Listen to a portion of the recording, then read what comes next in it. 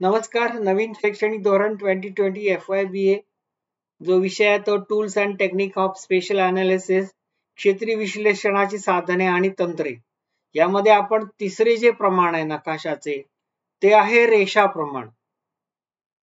तर रेषा प्रमाण म्हणजे नकाशावरील दोन ठिकाणामधील अंतर व त्याच दोन ठिकाणामधील जमिनीवरील अंतर यांच्यातील परस्पर संबंध जेव्हा रेषेच्या साहाय्याने व्यक्त केला जातो त्याला रेषा प्रमाण असे म्हणतात. आता यात नकाशावरील दोन ठिकाणामधील अंतरासाठी तेवढ्याच लांबीची रेषा काढतात व त्या रेषेवर जमिनीवरील अंतर दाखविणारा आकडा लिहितात.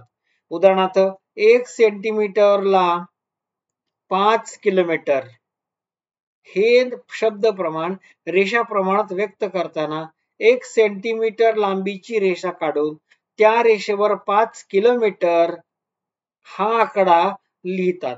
रेषा प्रमाणाला आलेख प्रमाण, पट्टी प्रमाण किंवा अंकपट्टी या नावाने संबोधले जाते. वरील नकाशांपैकी किंवा काही नकाशे प्रातिनिधिक अपूर्णांक व आलेख प्रमाणामध्ये दिलेले असतात. नकाशावर तिन्ही प्रकारचे प्रमाण हे दिलेले असते. आता मापन पद्धतीची परिमाणे.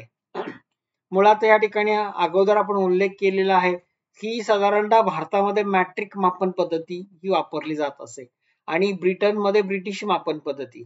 पण एकमेव भारत देश असा आहे की ज्यामध्ये काही ठिकाणी अजूनही ब्रिटिश आपल्या देशातून निघून गेले तरी ब्रिटिश मापन पद्धतीची परिमाणं आपण वापरतो. आपल्या रोजच्या व्यवहारामध्ये सुद्धा इंच, फूट, फरलांग या गोष्टींचा आपण उल्लेख करत असतो. खरं तर भारतीय मापन पद्धती जी आहे ती मॅट्रिक मापन पद्धती आहे. आता मॅट्रिक मापन पद्धती आपल्याकडे हातात पट्टी असते. त्या पट्टीमध्ये 1 सेंटीमीटर मध्ये जे 10 भाग असतात त्याला आपण असं म्हणतो 10 मिलीमीटर बरोबर 1 सेंटीमीटर. या ठिकाणी 10 मिलीमीटर बरोबर 1 सेंटीमीटर इतकं अंतर. 10 सेंटीमीटरचा एक होतो डेसिमीटर, 10 डेसिमीटरचा एक होतो मीटर, तर 10 मीटरचा एक होतो डेकामीटर, 10 डेकामीटरचा एक होतो हेक्टोमीटर, 10 हेक्टोमीटरचा होतो 1 किलोमीटर. 1 लाख सेंटीमीटर जेव्हा आपण घेतो तेव्हा प्रत्यक्ष अंतर होतं 1 किलोमीटर आणि 1000 मीटरचा एक होतो 1 किलोमीटर. तर 100 सेंटीमीटरचा एक होतो मीटर. तर ही परिमाणं आजही आपण आपल्या रोजच्या व्यवहारामध्ये वापरत असतो.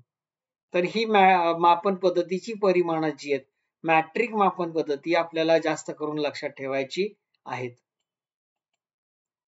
आणि या ठिकाणी एक जे नाविक मैल आहे म्हणजे 72,960 इंचाचा एक काय होतो नाविक मैल होतो.